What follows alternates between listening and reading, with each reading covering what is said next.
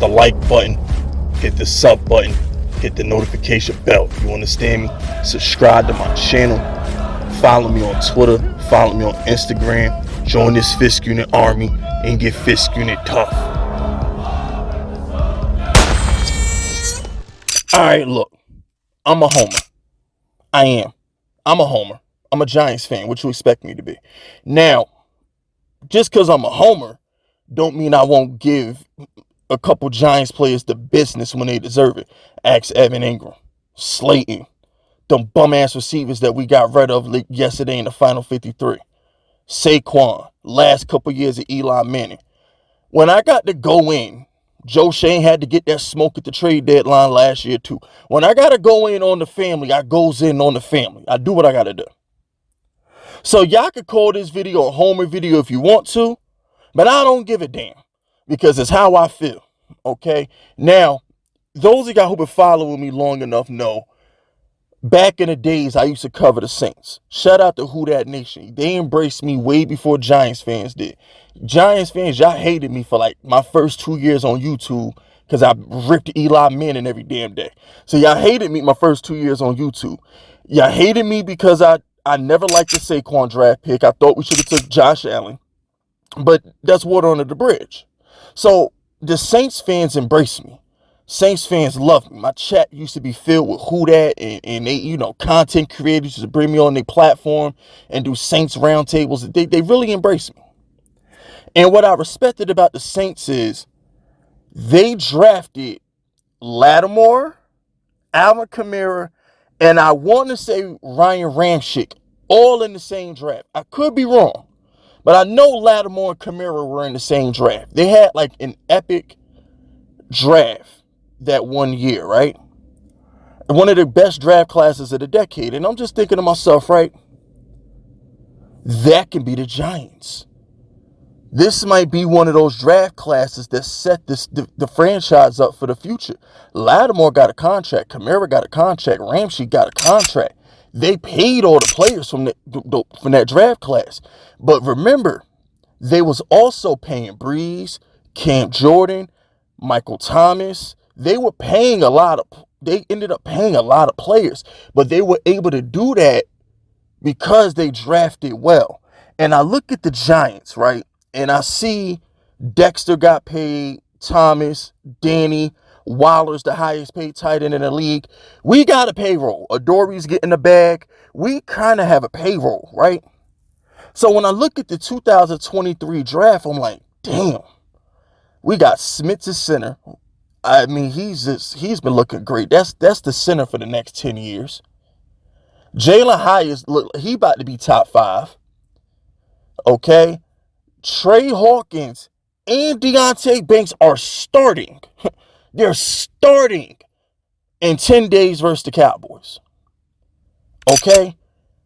This draft class has the potential to be one of the greatest in Giants history, maybe NFL history. Have you ever seen a draft class that got the starting center, the starting receiver, and 2 starting corners all in the same draft class? This has the potential to be one of the greatest draft classes in modern day history.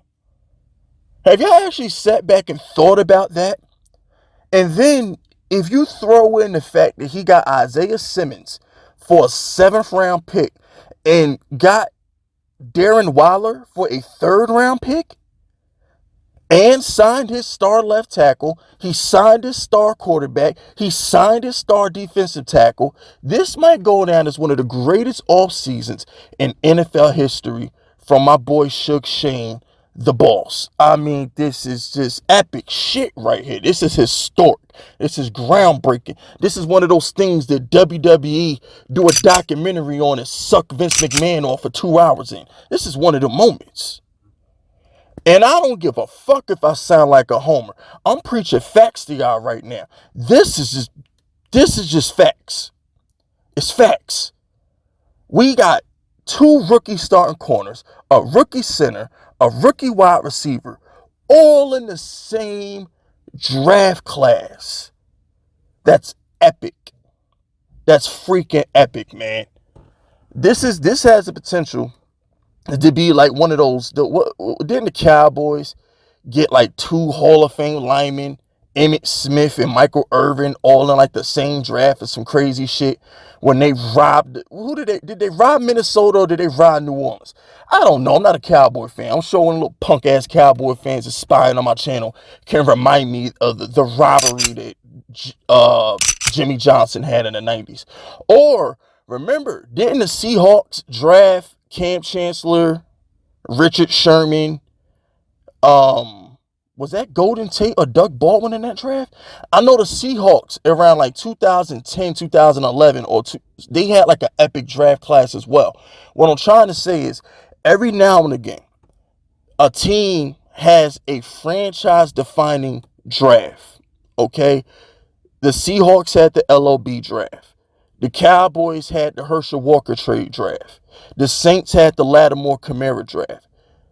I truly believe the Giants just had the Jalen Hyatt, Deontay Banks draft, or whoever's going to headline, whoever's going to end up being the best players out of this draft. I don't know. But I said all that to say this. We up. How my man Stringer Bell said, I want you to get word back out. We up. We back up. I'm on my Stringer Bell right now. Y'all put the word out. The Giants back up. This is no cap, and I've been sitting on this video idea for like a month now, because I was thinking about that. I was like, man, once I knew Trey Hawkins was going to start, right, I was like, damn. I was like, bro, like, what a draft class, man. We got 2 starting corners. I mean, think about how good Trey Hawkins is to put Adoree in the slot. You know he's nice if they're willing to put Adoree in the slot. Like, come on, man. The dude Jalen Hyatt is smoking on that Sauce Gardner pack. And Smits has just been dominant at the center position. Remember last training camp last year where all we kept hearing about is how much Leonard Williams and Dexter Lawrence were dominating the interior? Like, we couldn't block the interior. Like, we knew going into the year last year, the interior of our line was garbage because we heard it in training camp. They couldn't block. They couldn't block in camp. So I wasn't shocked at how they performed when we got to the regular season. But Smith ain't having that. What we gonna call him, JMS? He ain't going for that shit. And he goes against Dexter Lawrence in practice every day. So the fact that we haven't heard that he's not getting blown up, he's not getting dominated, and he's going against probably the best defensive tackle on the planet every day in practice, that's a testament to how good he is. I mean, like, come on, man. Deontay Banks, we ain't heard a peep out of him. He was getting smoked in shorts during the freaking OTAs. Have you heard anything about him getting beat in practice every day during camp? I haven't. I ain't heard a peep from Deontay Banks in a good 6 weeks. All I hear is Trey Hawkins making plays. The fact that you don't hear about Deontay Banks lets you know he's doing good. Because the only time you should hear a corner name is when he getting burnt. Other than that, I don't want to hear my cornerback name. I really don't. But anyway, that's it. That's all. Subscribe to the unit if you're rocking with me. My name is Fist Vegas, and I approve this message.